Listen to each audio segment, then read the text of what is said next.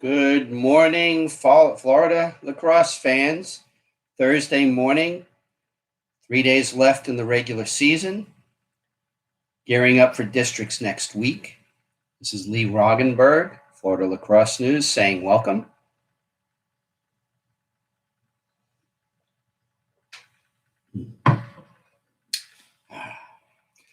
Okay, before we get into the scores, Max Preps has posted the district playoffs on their site for next week. It is not without controversy. We've already been notified about an interesting anomaly in District 4 in Class 2A. Lake Mary with the number 1 seed, Oviedo at number 2. I'm going to take a deeper dive into this during the day and get back to you on with my thoughts and findings. Oviedo did have the head-to-head matchup, double overtime win at home.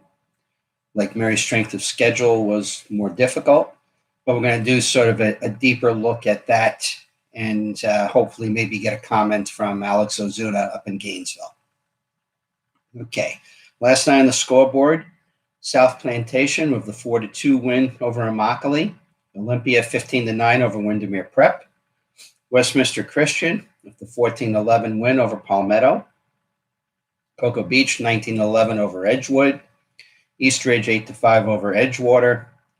The game I covered last night, American Heritage Plantation with the 10-5 win over Columbus. It'll be a write-up later today. Wellington 11-5 over Martin County. Fleming Island on a winning streak with their 10-7 win over Buchholz. St. Edwards 12-7 over Vero Beach in a city rivalry.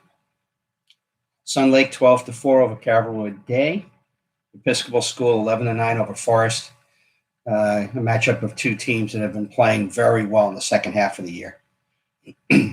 Easy winners last night: Childs, All Saints, Admiral Farragut, Berlin, Newsom, Cypress Creek, St. Stephen's Episcopal, West Shore, and Creekside. And in the upset of the night, I know that Western was coming off their COVID protocol, but this certainly surprised me with Ransom Everglades defeating them 13-9. Western was ranked, and Ransom, this is a great win for them. Tonight, on the boys' side, Pinecrest hosts Stoneman Douglas. St. John Paul hosts Jupiter Christian. Calvary Christian in Tampa area hosts Alonzo. Cardinal Gibbons will be hosting Western. Vieira is hosting West Shore. Jesuit is hosting Admiral Farragut. Kings Academy is hosting Dwyer. Berkeley Prep will be hosting Plant. Interesting game up in that area. And Lake Mary is hosting Windermere. Now, that is really interesting because Windermere is having a heck of a year. And what if they win the game? Does Max Preps adjust the power rankings if it's justified, or do they stay with what they put out yesterday? And if what they put out yesterday is irrevocable, it does bring up a question about next year. Will teams change their scheduling? To have your districts figured out based on a power ranking approach when your season isn't over yet. And this is really, as far as I can tell, just purely mathematical. So doing it Saturday evening, I don't think has any real difference unless it's impossible to get the district locations set up on such short notice. Again, that's something I hope that Alex will be able to comment on. But again, it leaves open the possibility that a power ranking change could occur after a district is set. And I don't think that's a good precedent to set going forward if we're going to have power rankings determine seedings. And then also tonight, the big one down our way, Jupiter's hosting Benjamin. They played home and home this year. Jupiter took the first game 12-7. For those who don't remember John Sally, the former Detroit Piston, he used to have a talk show on TV called The Best Damn Talk Show in America, period. That's what he called it. I picked up on that some years ago when these two teams would play in the district championship game every year and called that the best damn district final in Florida, period. And there's a reason for it. These two teams are 2 miles apart physically. They play each other all the time. The travel teams in the summer a lot of times have mixes. Certainly Team Florida in the past has had it. But the most important reason is they play incredible games. The intensity when you see these games at the start is off the charts every single time they play. It doesn't matter where. The crowds, I have seen crowds of 1,000 for this game. Up and down. Just it started, I believe, back in 2013 when they weren't in the same district, but they played in the first round of the FHSAA brackets. Fabulous game then. It's just continued. Benjamin, number 2 in 1A. Jupiter, number 2 in 2A. Jupiter is interesting to me because I've only seen them once this year, and it was their loss, their only loss, 1 goal at home to St. Thomas. They're 1 goal away from running the table. They sat out a 2-week or 10-day COVID issue, but still played a pretty tough schedule. Unfortunately, the St. Andrews game was postponed also. And they've kind of been lurking all year.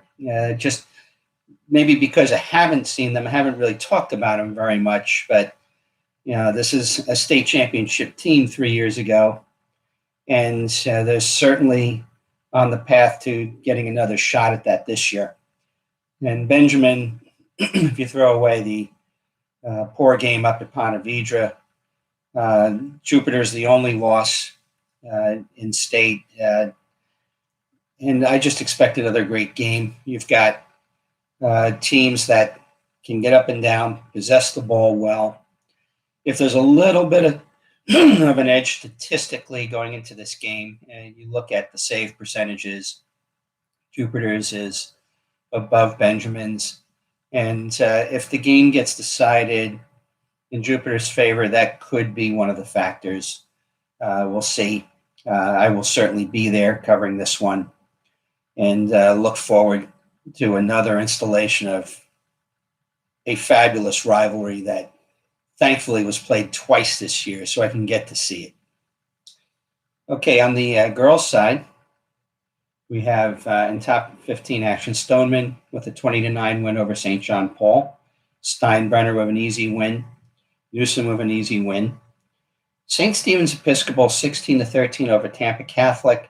Neither of them are ranked, but I've been considering both of them.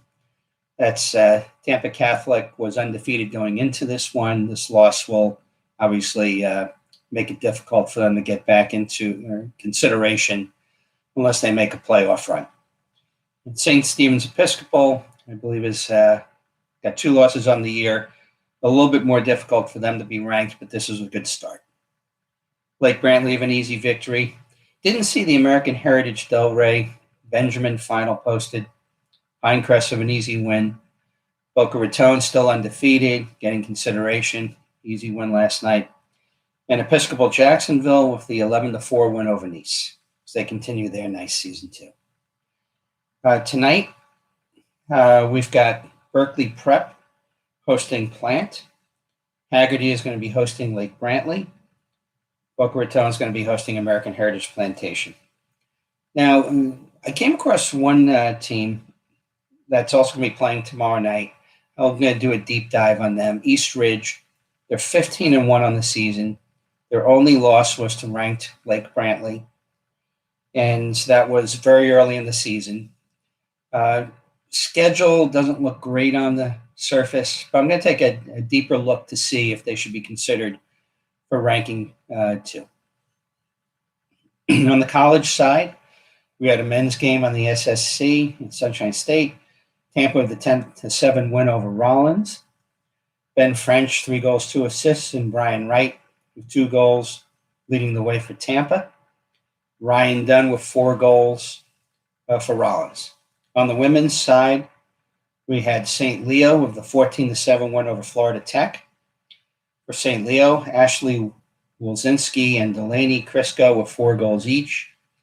Leah Lamondola and Fiona McLaughlin with 3 goals each. And for Florida Tech, it was Carolyn McLeod and Molly Kaplan with 2 goals each.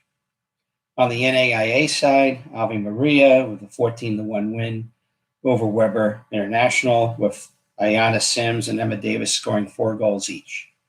I saw an interesting tweet last night that was talking about the U.S. Lacrosse Magazine article about the difficulties the women's committee is finding on proper seating and locations of first-round games.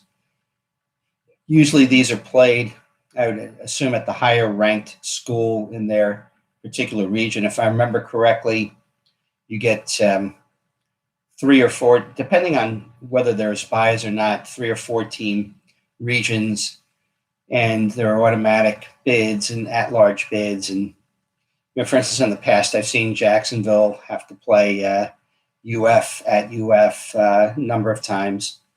But there was a comment made about the issue of sending teams from states that don't have real lockdown issues to states that do, and the potential issues that might cause. And it kind of it's an issue that, again, I'm not sure it was really thought through early enough in the process. Maybe people thought by now there wouldn't be so much of an issue, but it's certainly out there that there are still states that take a very restrictive approach, even to the point where I've heard where in 1 or 2 states are even thinking about locking down restaurants again if numbers spike up. Whereas in other states, opening up has been happening across the board, even to the point where stadiums, you might have seen the Texas Rangers actually had a full stadium for a baseball game this week. But it also kind of triggered a fun memory of mine that when people ask, when people that I've talked to over the years, and we've talked a little bit about, if I won Powerball, what would I do? And one of the things I joke about is I'll buy the John Madden bus, hire a driver, and spend an entire season touring the state, trying to capture and watch as many high school games, boys and girls, in the state as possible. Start in the Panhandle, work my way east, south, across to Orlando, to Tampa, down the Gulf Coast, back to the Treasure Coast, and down to the Southeast over the 8-week period. But another thing that I would do if I had won a big Powerball is I'd get in touch with the NCAA and talk about, boy, wouldn't it be great? Here's a big check. I want a Final Four, an NCAA Final Four at FAU Stadium in Boca Raton. 35,000 seats, professional press boxes, place for dignitaries to hang out if they wanted to, right near the ocean. There's a perception that we're too hot in Memorial Day weekend. That's nonsense. Washington, D.C., Philadelphia, they can get just as hot. Boston can get just as hot as we do during the day. It's a grass field. It gets a nice cool breeze as the day goes on. Plenty of restaurants and hotels. One day I would love, first of all, the NCAA needs to start thinking about moving these finals out of the Northeast. Denver should definitely have had one by now. Indianapolis should have had one. And I'd certainly like to see us get a shot at it. It just doesn't make any sense whatsoever if you are trying to grow a sport nationally that you continue to favor one section of the country over everyone else who was busting their ass to play this game. So get it in your head, NCAA. If you're having a trouble with the women's schedule of this, start to get a little bit out of the box and stop playing to your old lacrosse crowd that you think can't be grown. Get over it already. Now, I want to end on a little humorous note. Last night at the American Heritage Plantation game, it was senior night. And as pretty much every senior night goes, players get escorted out with their family members. They talk about the school they're going to, what they're going to study, and who they're going to thank. And it just occurred to me, for some reason, we discussed it in the booth with the PA announcer. Wouldn't it be funny if one time, just one time, one of the seniors asked that instead of talking about what they're going to be doing in the future of the sport, they said, you know what? This is going to be my last home game. I'm not going to be playing in college. Yeah, obviously I want to thank those people, but I also want to point out that I'm pretty glad that I'm finally going to be in a situation where when I go home, my dad's not criticizing what I did or didn't do and giving me tips. And mom is saying about, why aren't you getting more playing time? I got to talk to the coach. And by the way, you should have gotten the assist on that goal. And thank God I'm never going to hear the word overhand ever again in my life. Sometimes I have a kind of twisted sense of humor, partly born of my love of the author P.J. O'Rourke. And I just kind of thought it'd be fun if just once one of these seniors, instead of playing it by the book, kind of came out and said, this is how I want to end my career. And, boy, oh boy, I want to go out with a bang. Well, on that note, as I said, we're going to try to deep dive into the 2A District 4 issue, see how much of an issue strength of schedule played versus the head-to-head matchup, and get out to a game tonight. There's some good ones around the state. Certainly, I'm going to have a great time at Jupiter Benjamin. This is Lee Roggenberg saying, have a great day, Florida Lacrosse News.